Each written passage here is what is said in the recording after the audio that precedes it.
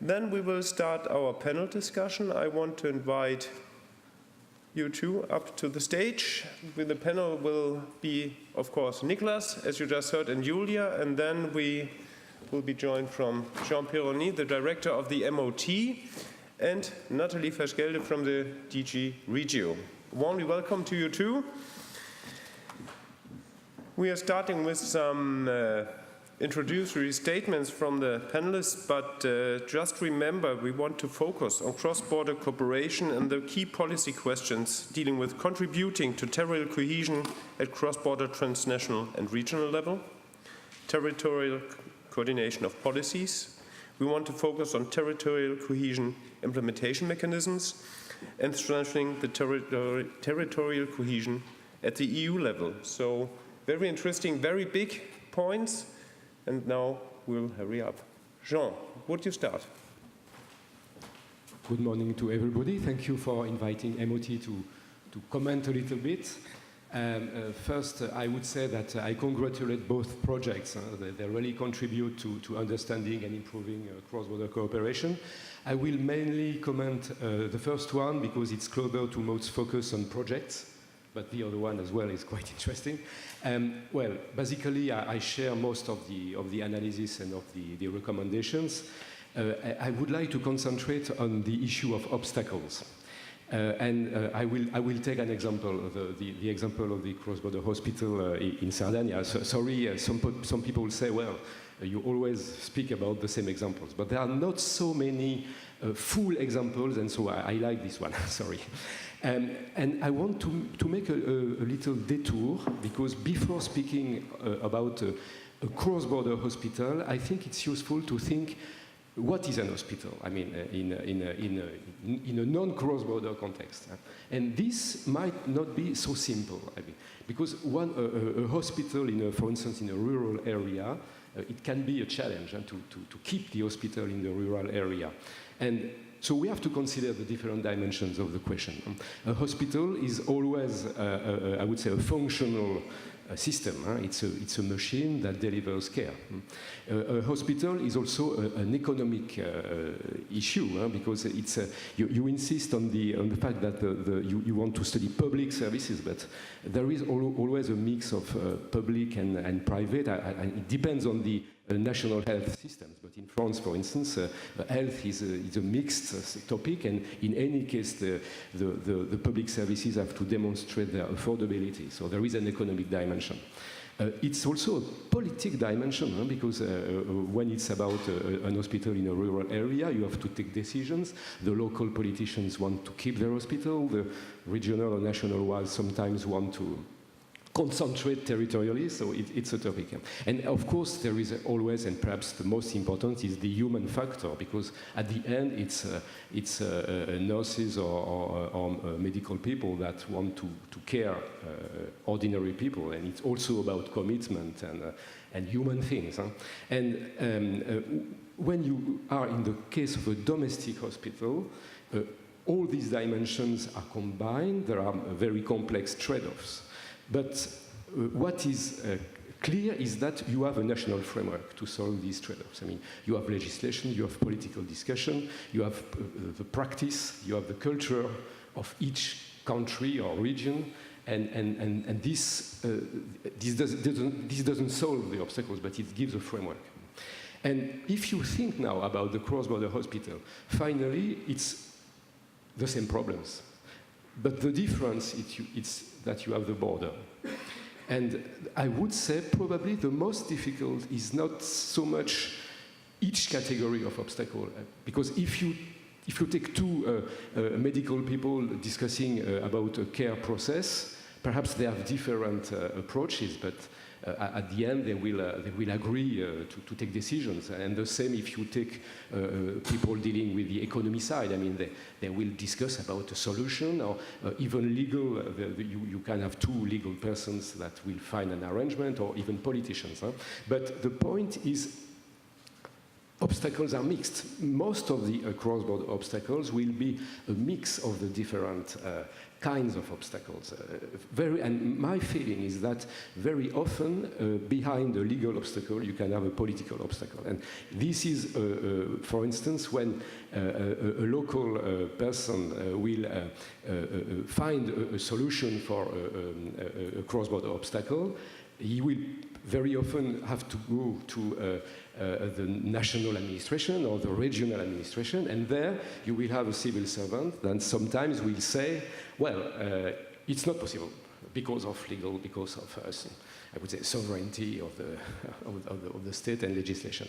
And this is where there is really a cross-border and European dimension, and this is where we have the toolbox of European intervention, and it's very clear that INTERREG is important in this regard. And for instance, in Hospital Sardinia, it funded the walls of the hospital, which is, well, it was a 30 million euro ERDF.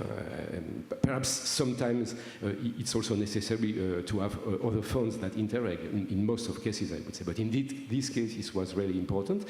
You have also these legal tools like EGTCs to fund to carry the governance of the hospital. But it's not enough. And this is where I want to make the link with the new draft regulation, because this regulation is supposed to solve obstacles, and I would say it has two very important dimensions. The first one is, of course, to allow the possibility to have these local solutions found through the implementation of the legislation of the other side of the border.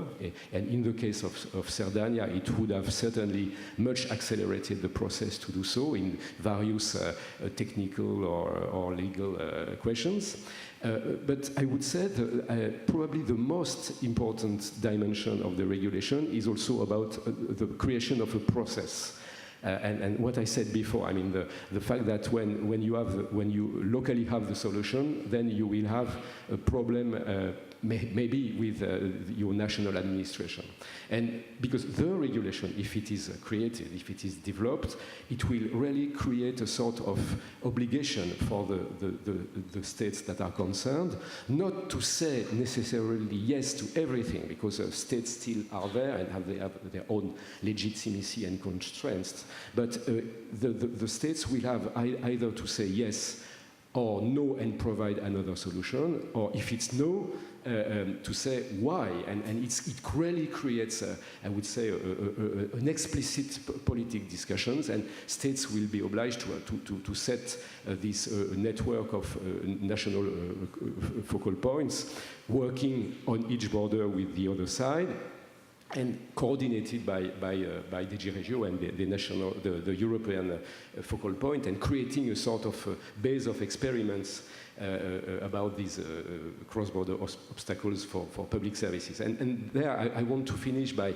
something more linked with, I would say, big policy. It's about public services in general, not only cross-border. If you take, for instance, the crisis in France, but it could be said, for other countries, in France, the state is historically legitimated by public services. It's very clear in the French history. And one of the aspects of the present crisis with the yellow vests it's a crisis of public services, basically, because people have the feeling that they pay more taxes to have less public services in some areas, and they are lost. And the point is the world is changing, and the public services have to adapt to change of localization of activity, to climate issues, to control of mobility, etc., etc. And this is where I would say that for the border areas, cross-border public service is really an opportunity to not only to deliver better services, sometimes for less money, to the people, but also to make people aware of the added value of cross-border cooperation in Europe. So we have a direct link between this issue of cross-border public services and the general integration across borders and at European level. So I really think that it's a good topic for ESPON perhaps not only to work on cross-border public services, but also more generally to work about public services, change of dialectics between functional and institutional dimensions, like Andreas Faludi explained yesterday. So it's really a good topic for ESPON. Thank you.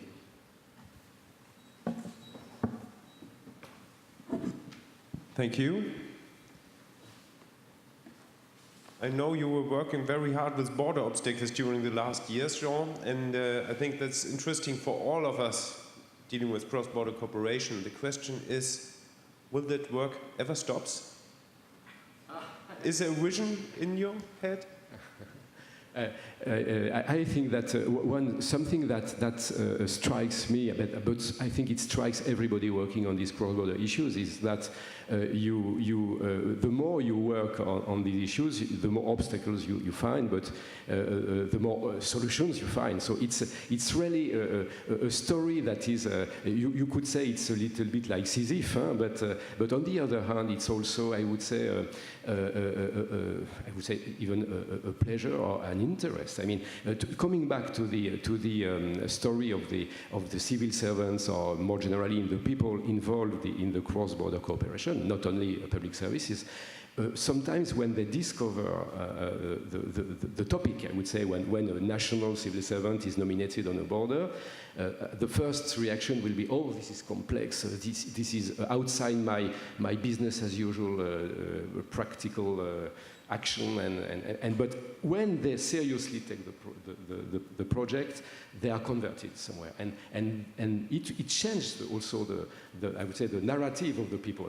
Coming back to yesterday, and I think that it's an opportunity for all these people, not only of course for the citizens, which is the more important to improve their life, allowing to cross the borders, but also for all the people involved. It's really something valuable to meet this cross-border dimension, and it's probably also part of the solution for the European issues. I mean, to have people be more taken in contact with people of other countries, be it in border areas, but also through Erasmus of all sorts all over Europe. I mean, it's also through meeting really the other people, not only in Brussels or in Strasbourg, but in other countries, and combining these different national approaches. This is part of probably the solutions about the EU fatigue, or European fatigue, I would say. Thank you. Now the more official part from the DG Regio. Nathalie, what can you contribute with the future and the problems? Hopefully more future than problems. Thank you, Peter. And thank you for the introduction as well. Those who know me, and I think there's a number of people in the room who know me quite well, you will know that the word official part is hurtful. Because this is not how I see the work that we are doing at the moment in my unit. Anyway, yes, sorry. Can I have the little flicker? Because I don't want to show all the slides at all. I just want to concentrate on a few. So I understand I'm invited because I work in an institution which plays a big role, or tries to play a big role in cross-border cooperation, and especially in providing tools for cross-border cooperation. And I guess most of you are interested to hear what the Commission has in mind with the recent proposals that have been tabled, legislative proposals. So that's not really very sexy, but it does have an influence because it will shape a little bit how the European budget can help us in cross-border cooperation. So I feel obliged to touch upon some of the legal aspects, but okay, it's not the most sexy, but I'll try to make it a bit sexy. Yeah? Some of the key messages for the future. We have managed, by very hard work inside DG Regio, to get to a point where cooperation between regions, and in particular, I would say between border regions, is no longer limited to INTERREG. And for those of you who will need to work in detail with structural funds in the future, the main regulation actually forces the other programs, the non-INTERREG programs, to spell out what they will do with other regions in certain thematic areas. So this is a change of paradigm, because in the past we've always said, well, you do your stuff on your territory. If you wish to work with others, you can. This time we're saying there are things that you need to do with others. Please tell us. And if you don't want to, also tell us why not. And this is fundamentally different.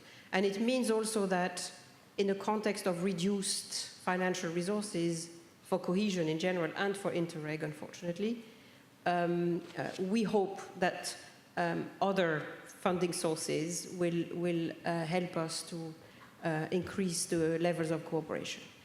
I will also want to stress that we would like to see a much stronger territorial dimension in the future in INTERREG, and I'll come back to that. Simplification, you know about the external borders. I don't need to touch upon that today unless you want to in the discussion. Also wanted to highlight the fact that we have put in the regulation, the INTERREG regulation, a specific objective for the governance of cooperation, because we've heard, I think, this morning already, how important it is to find the right way to work with each other, to know each other, first of all, to understand how each other operates, what are the levels of competencies, and who needs to be around the table to address certain issues. And we've made money available for that explicitly this time, up to, well, actually no, minimum 15% of each program will have to be spent on governance issues, which we think is a way to strengthen the institutional side of cooperation and making it sustainable, and not just ad hoc, project by project, but with a real long-term perspective. I think I will skip this. Okay, so I said that we would like to be more territorial, and I think there are a few fundamental principles there. We have differentiated, for instance, cross-border. We have differentiated inside cross-border the land cooperation from the maritime cooperation. We think it makes sense from a territorial perspective, because the type, the nature, the scope of cooperation across a stretch of water is not really the same as cooperation across land, where you can simply even walk across the border and do something on the other side. Of course, we have to write a regulation which applies to the whole territory, and it's a challenge because there are very specific situations. There are also a few places in Europe, not very many, where the stretch of water is not necessarily a hindrance, and that's why we have excluded from the maritime world the fixed linked areas, like the Öresund area in Malmö, Copenhagen, where the bridge has completely changed the interaction there. But we have a few issues here and there, with a few places where there are fast crossings and fast ferries, and we're having discussions on that. This is not at all been received well, and my personal feeling is that it will be killed by the member states and by the parliament. And I'm very sad about that, because I think we are doing the right thing. I'm convinced we are doing the right thing, but we have to always fight conservative forces, and people see it more. I think they don't look at what we mean territorially. I think they look at, maybe 12 existing programs will disappear. I mean, the programs, the management structures will disappear. And that's true, but I don't think this is a good enough reason to not do this, if you see what I mean.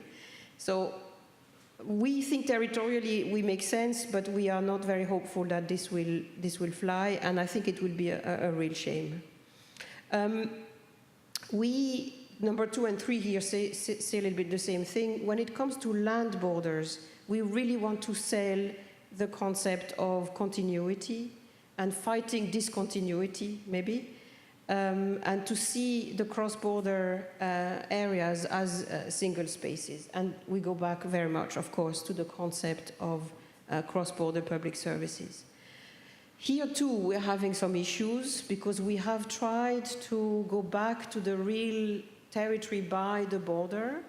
And we have also said that your main focus should be the NUTS 3 areas which are along the border, but we have also got rid of the notion of eligible area, meaning that we do not think that the projects and the partners from the projects must come from that area, because it doesn't really make much sense. And that area is defined again by administrative boundaries, does not reflect the territorial reality necessarily. So we have put in here a flexibility, a certain flexibility. And again, I'm really sad that this is not being understood at all correctly. And it seems to me that people need boundaries. I mean, you tell them, we don't want to give you a boundary, and they say, well, what am I going to do? How do I decide if a project is eligible or not, if I don't have a boundary? And this is, again, you know, we have to work on this. I hope also with you guys. You don't necessarily come from the INTERREG management world, but convincing the INTERREG programs that not having an eligible area should not be seen as an issue, but more as an opportunity. It's an opportunity to do much more, you know, much more relevant stuff.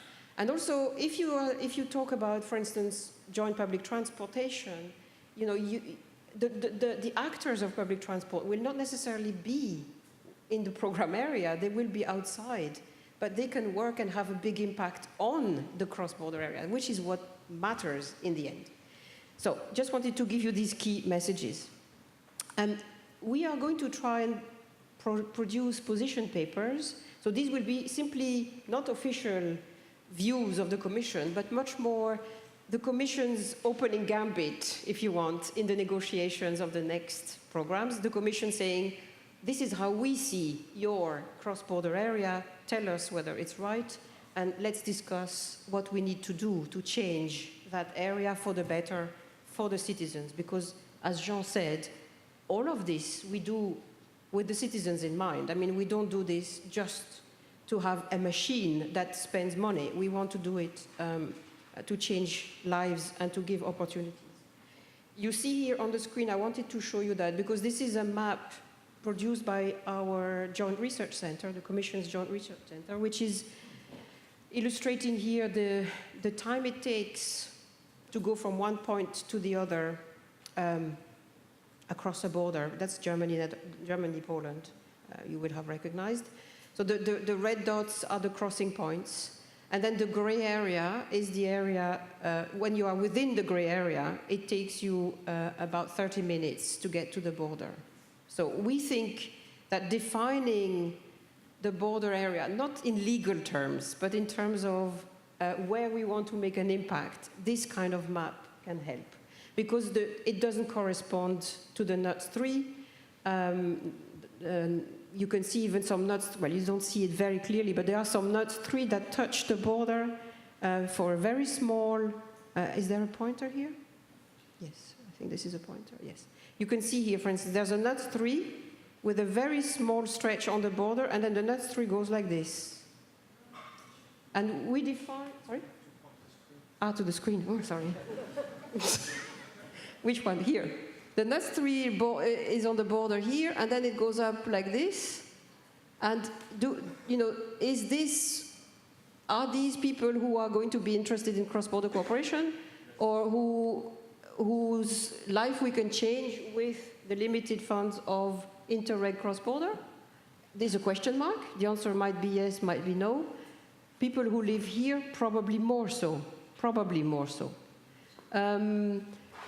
we are going to, I'm not saying, this is just a draft map, and the GRC is doing for us 30 minutes, 60 minutes, and 90 minutes from the border. We might have a map with the 3 different colors, and then engage with the programs on the discussion on what is the program area and functional area. And then we also have, so this is what it would look like if you look at simply the European scale. So the thickness of the line represents accessibility to the border. Also some interesting stuff on population. We've never really looked too closely at the regional dimension of population changes, at least in my unit from a cross-border perspective. And we are going to also get these figures for every single border from our colleagues. And you can see that in some cases, you have a national pattern on population change, which is quite different from the one in the border areas. And I think these are important things that we need to communicate to the programs, the authorities managing the INTERREG programs, because they play a role in deciding how effectively, where do we put the money to effectively change things if we want to change them, obviously. I look after the program Romania-Bulgaria, and this is a program area where I have there's a colleague here from the managing authority. It's quickly depopulating. It's quickly depopulating. Romania is also depopulating. Bulgaria is depopulating. But if you look at the border figures, the trend is really much more pronounced in the border areas. Clearly, the 2 governments have to decide whether they want to keep people in that area. I think they should, and if they do, we need to discuss how we can do that. So we will put a big emphasis on the territorial, or I put spatial because with a question mark. We don't really talk much about spatial planning in DG Regio. We would like to look at how we can integrate the territory much more from different perspectives. And if you have read the communication that we issued last September on boosting border regions, you will recognize a lot of stuff there. The labor market integration, because for us it's not about migration or free movement of workers is important, but what we have in mind is much more giving people the opportunity to stay where they want to be, possibly in their hometown, but having opportunities for work across the border, not needing to migrate or to leave with the whole family, for instance, and having access, organizing the labor market in the cross-border area. You would be surprised at how many obstacles there still are. If you want to do that. And it's the whole spectrum. It's from education, the provision of education you might already question, but certainly the recognition of any type of education that you have received is very difficult. We have European legislation in some cases, but in most cases we don't.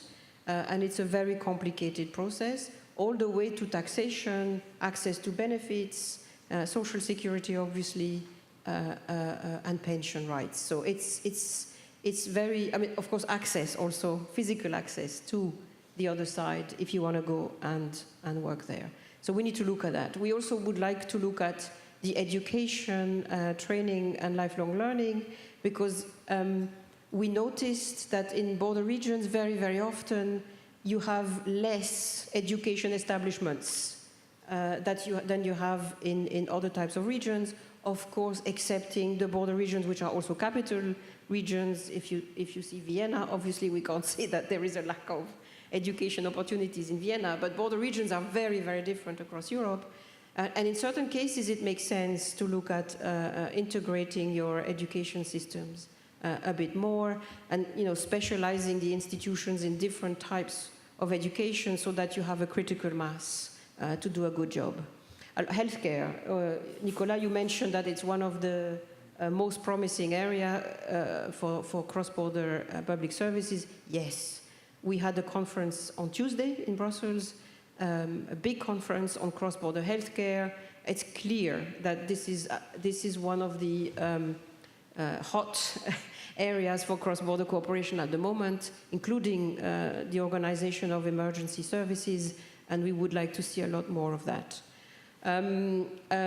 We have also to really look at public transportation. Many obstacles there. Not so many great examples of fully integrated cross-border public transportation systems. That's also why I was asking about the fiscal and financial aspects, because we find that it's complicated apparently for local authorities to organize the financing of such services. All in all, what we want to do is give people who live in border regions more opportunities, or at least equal opportunities of access to services and to jobs. Right, I just want to finish with one more slide, which is the one on completing the toolbox. Can't get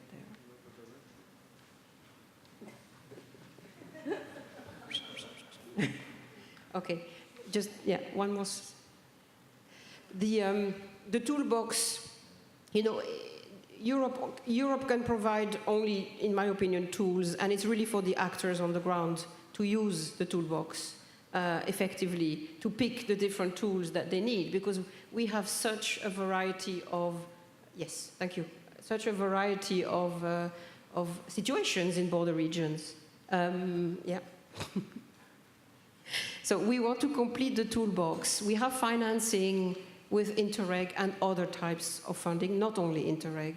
We have legal bodies that can be established, joint legal bodies. For instance, the European Grouping of Territorial Cooperation, EGTC, which is the European one, but there are also other bodies like that. We want to complete this with a mechanism, and this is not a body, this is to establish a legal way in which member states or regions can resolve legal obstacles or administrative obstacles. We had promised to do that last year. We have been working on that with particularly France and Luxembourg for the past 3 years. So we've delivered on our promise and tabled a proposal. We think that the proposal is quite far-reaching, and the member states clearly think it's too far-reaching. It's been received very, how can I say this diplomatic? We are web-streamed, right? Yes. So let's say that there is a clear reluctance in the majority of member states to follow us on that path. I think possibly because the proposal is a little bit too bold, it's possibly going a little bit too far too quickly. I hope the member states are not watching the web stream.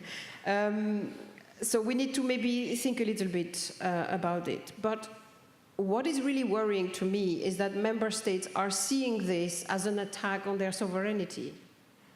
And as Jean said, the regulation clearly says that you can also decide as a member state that there is no solution to a certain obstacle. It says that clearly in the regulation. It's not an obligation to find a solution. The obligation is to accept that somebody raises an issue and to look at it. That's the obligation. You must look at an obstacle that is signaled to you as a member state. But you can conclude that either there is an immediate solution and here it is, there is a solution, but for that we need the parliamentary democratic process to work, and therefore we can't promise you a solution now, but we will put something in the decision-making pipeline in our country, including Parliament, and therefore we don't guarantee the answer because it's a democratic process. And the third option is, very sorry, but there is no solution to this problem. So It's all there in the regulation. So sovereignty, you know, I have my doubts. We are discussing this now with member states, and we also with the parliament. There is a very interesting report from a rapporteur in the parliament, and he is making constructive proposals to maybe adapt the regulation here and there. We are very willing to listen to that and very willing to engage. But at the moment, I don't really feel we have a constructive dialogue with the member states because we are still stuck a little bit in this sovereignty question. So we need to probably overcome that by explaining a bit better what we want to do. So sorry, I'm taking far too long. That's my normal, I mean, sorry about that. I can never stick to 5-6 minutes. So my key message is, I think the territorial dimension for the next generation of cross-border programs will be stronger. We are in shared management mode, which means that we need to strike a deal with the partners in each member state and regions.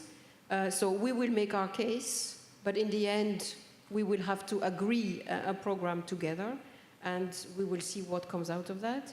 And thirdly, the toolbox, if the mechanism survives the negotiation process in its current shape or in a slightly amended shape, we think the toolbox is really complete for an effective impact on cross-border regions that we can then measure with the TRCBC tool when it's ready.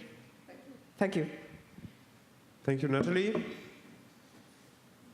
As the internet never sleeps, we got 2 questions, and I think you should be the first to maybe give an answer to that, because they're really interesting, also dealing with the new regulations. The one, and then we can maybe ask the 2 together for you.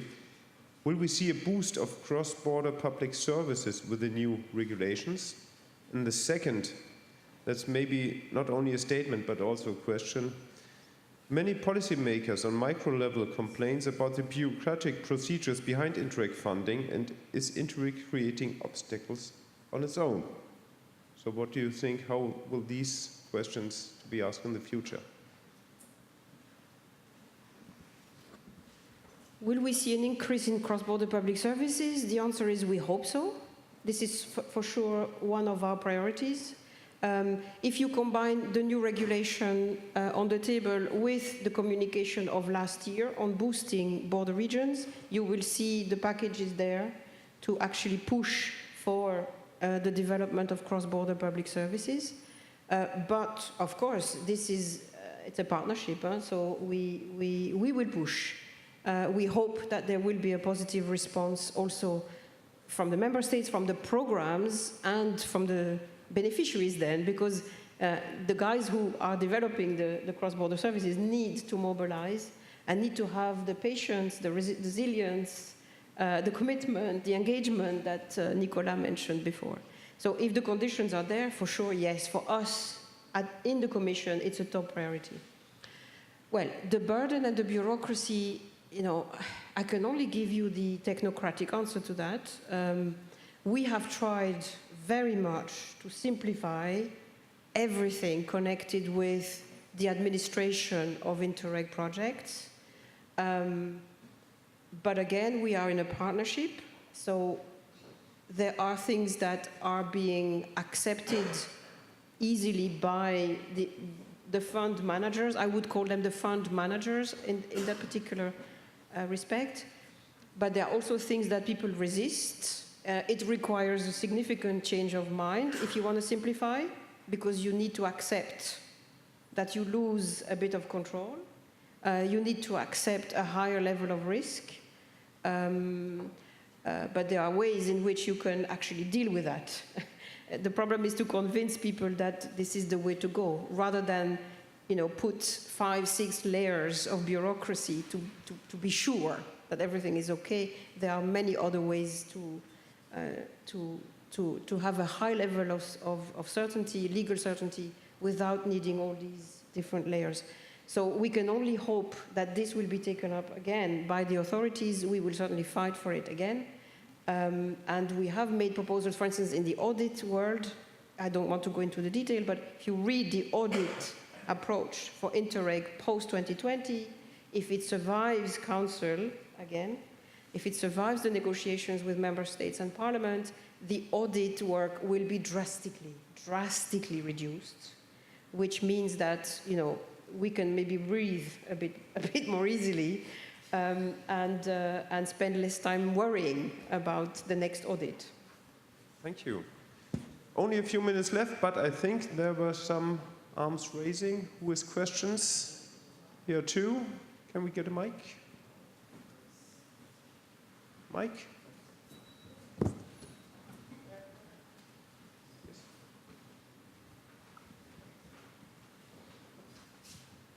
Yeah, Erich Dahlhammer, Austrian Institute for Regional Studies, UER.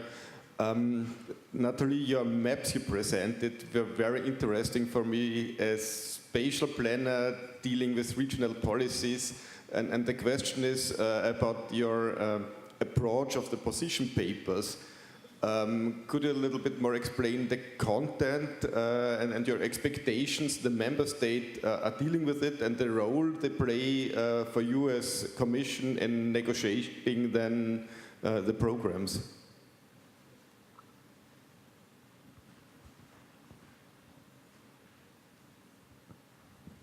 There was another one right here. Yeah, thank you. Jens Kornol, I'm with the German Federal Institute for Research on Building, Urban Affairs and Spatial Development. And I was one of the coordinators of the joint vision for the German-Polish interaction area. That's why I got a bit nervous when you showed the map, as Erich already said. I mean, we are talking about functional areas, and I think it's quite good, and I fully agree with you that the territorial dimension is much stronger in the new regulations, in your proposal of the regulations. I think we can stress that bit much stronger than we could in the current period, not only on the cross-border level, but also on transnational level. But anyway, talking about functional areas, when you showed that map, I mean, we were talking about borders, overcoming borders. And, but with this accessibility, we are actually introducing new borders with this 30 minutes driving time, travel time to the border. And then you ask whether these people feel like living in a border region. I mean, we really have to look at functional relations then. And if I think of Szczecin, which is the center of Pomerania, which has historically always have been the center of Pomerania, it has a much bigger hinterland than just 20 or 30 minutes driving time to the border. So this is really just nobody living there basically within 30 minutes up in that area. So I think this is really something that we need to consider, and that you also might need to consider in your position papers, that the functional relations are much wider than, let's say, 25 kilometers or 30 minutes driving time. Having said that, I would like to thank the stakeholders of the two projects. I think it's a very important topic that you raise. Also with the cross-border public services, this is definitely something that we will also work on. And the second thing is about territorial impact analysis. When it comes to data and to monitoring, yes, I mean we are working on improving the monitoring. And there's a really stupid thing. We are talking about functional areas in cross-border cooperation, but actually we can't define and we can't show the functional areas because we don't have the data. And an example from Germany that we are working on, our social security systems, they collect the postal codes of cross-border commuters. But these are not put into the statistics. They get lost from filling out the forms, and then from being able to analyze the statistics. Somewhere in between they get lost because the law is not up to it. So these are the very the obstacles in terms of monitoring that we have to overcome in the next couple of years. Thank you. Once more here in the first row. Thank you very much. Just a small comment on what Nathalie said. I mean, Nathalie, you expressed surprise and almost regret that member states bring in talk about sovereignty, and as if you were attacking sovereignty. Well, unfortunately, that is your institutional brief. That is what you should be doing. You should be delimiting and reducing the sovereignty of member states. And now you're also attacking the definition of local areas. Yes, I mean you're talking about functional spaces. Jens said it just now, instead of territories. Again, because that is what the situation requires. Yeah? So don't tell us as if you were not into this business. That is the institutional brief of the whole Commission. That is what European integration is about. And you are right in the middle of that battle. So good luck. Good. I mean.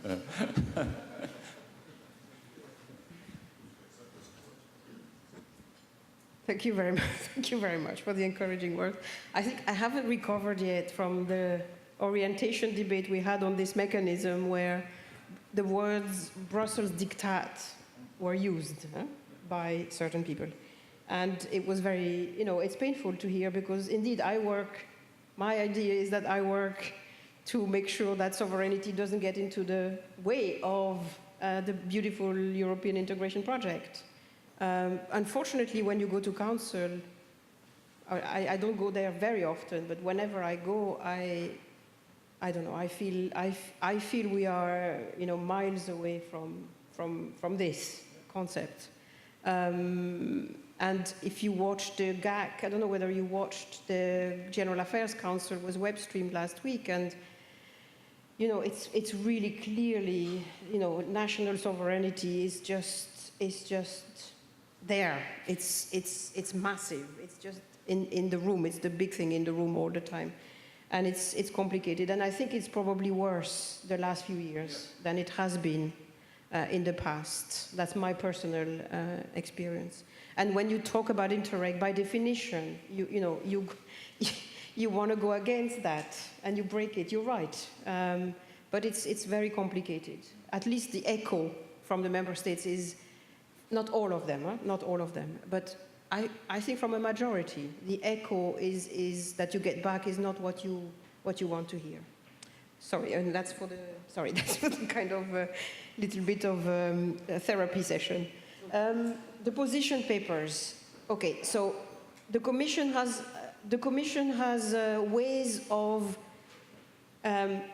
putting to the member states a few things that need to happen.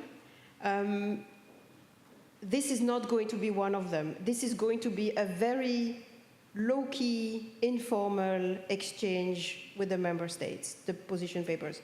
They are not going to be the European semester, the country-specific recommendations. Even last time we had position papers on the structural funds. This is not going to be it. It's going to be much more of a technical nature. The picture that we take from a certain border area, taking also into account our experience of INTERREG since 1990 in some parts of Europe, more recently in other parts of Europe, and as I said, an opening gambit, because the negotiation is a 2-year process where it's very different from border to border. Sometimes it's the member states have the hand, and they set up groups of experts who discuss what should happen in a border area. Sometimes the regions have the hand and they lead the way. Sometimes it's a mixture, so it's quite different. But in each case, we are associated to the process at a certain time, not necessarily from the beginning and not suddenly right at the end, but we are very much associated. And what we wanted to do this time is to come to the table for this informal exchange with something. Rather than simply with ears open, we thought we would also do a bit of our homework and have something in our hands which shows certain aspects of the border region that need to be addressed. So this is what it's going to be. And what we have decided to do is we are using the same data sets for all the papers. The basic approach is the same data set, so we are de facto already limited in some of the things we can say, because as we've already said, the data is really incredibly patchy when it comes to measuring cross-border stuff.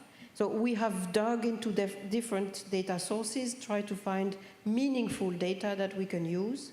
But then we also we've also then looked at existing local or regional documents. We've, of course, followed very closely the Moro project, Jens, launched by your administration. I mean, beautiful, fantastic project. You have areas like the Upper Rhine, where they have a convention and they have a political statement and priorities. The Grande Région is the same. And then we have some areas where there is nothing. There is no research going on, or not even research. There's no space in which cross-border is being discussed systematically. And there we have to rely on what we can find. And that's what we're trying to do with the position papers.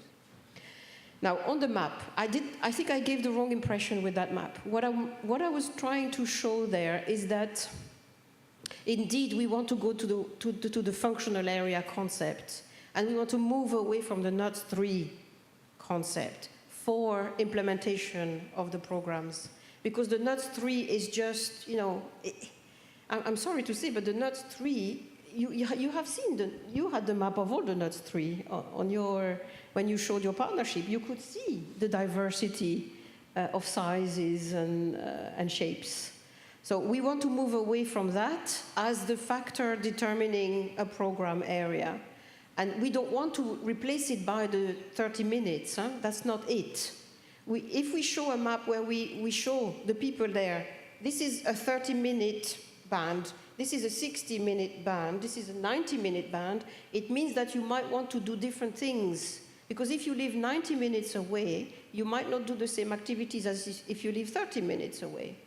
You might not go to work necessarily on the other side if you live 90 minutes away. But if you live within a 30-minute range, you might. I mean, you're shaking your head. I know, but I'm simplifying, but this is to show where, exactly that functional area depends on the activity that you want to support.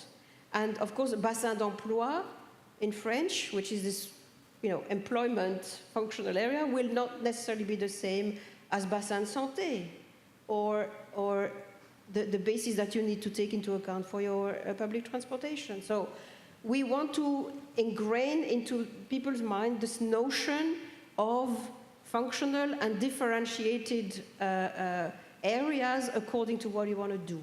That's what we want to do with these maps. Yeah? I did not want to say that we would replace one set of boundaries by another. It's much more to make people think, aha, if I live here, I live within a range, a very close range of my border region, of my border.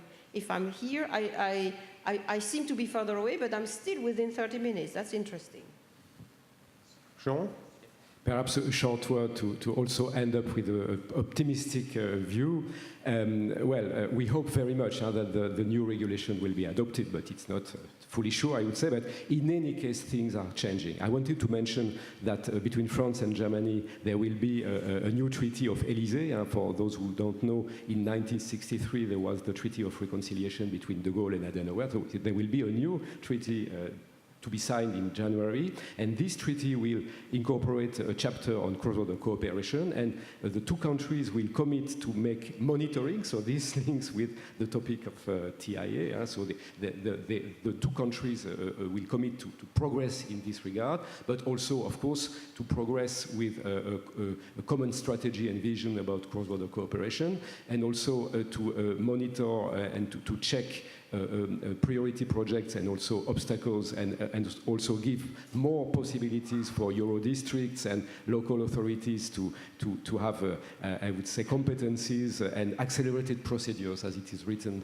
just yet, to solve these obstacles. So I would say it gives a good flavor, and certainly there are also progresses on other borders. And just perhaps to finish also about Andreas' question, I think that the question of sovereignty shouldn't be a zero-sum game.